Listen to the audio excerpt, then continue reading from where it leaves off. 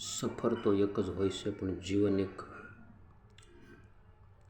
સત્વગુણી પ્રધાન બને ને સત્વગુણી પ્રધાન બને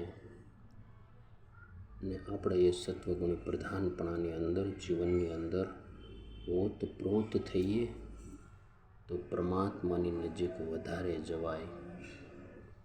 અને પરમાત્માની નજીક જેટલા વધારે જવાય એટલું જ આ જીવનનું સાર્થકતાપણું છે. કારણ કે જીવન વૈવિધ્યસભર છે, જીવન વૈવિધ્યપૂર્ણથી ભરેલું છે. પરમાત્માનો યોગ, સાચા સંતોનો યોગ આપણને પરમાત્મા સુધી લઈ જાય છે.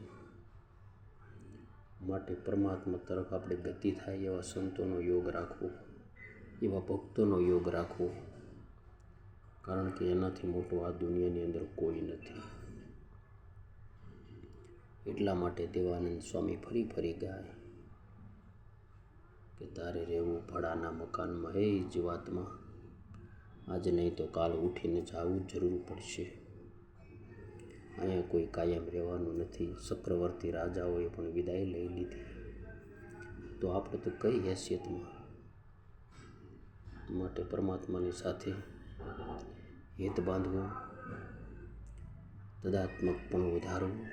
કારણ કે પરમાત્મા સદા દિવ્ય સાકાર મૂર્તિ છે, અને સાકાર મૂર્તિની સાથે આપણે જોડાશું એટલે પરમાત્મા આનંદ આનંદ આનંદ ને આનંદ, સુખદાયી, સુખકંદ, સુખનિધિ, સુખમૂલમ.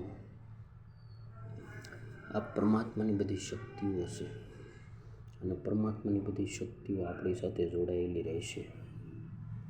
તો મને નથી લાગતું કે આપણા જીવનમાં કોઈ દુઃખ આવે, પરંતુ દુઃખ ત્યારે જ આવે છે કે જ્યારે આપણે પરમાત્માને ભૂલી જઈએ છીએ. પરમાત્માને યાદ કરીએ તો સુખ સુખ અને આનંદ આનંદના ઢગલા થાય. કારણ કે પરમાત્મા એક એવી વસ્તુ છે, અખિલ બ્રહ્માંડની અંદર પરમાત્માનો વાસ રહેલો છે.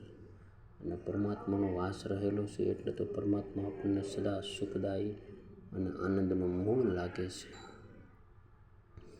એટલા માટે પરમાત્માની અંદર આપણે તત્ક્ષણમ જીવતમ ન ત્યાથા સદા એવમ પરમાત્મમ દિવ્યતમ ગતિર્મમ.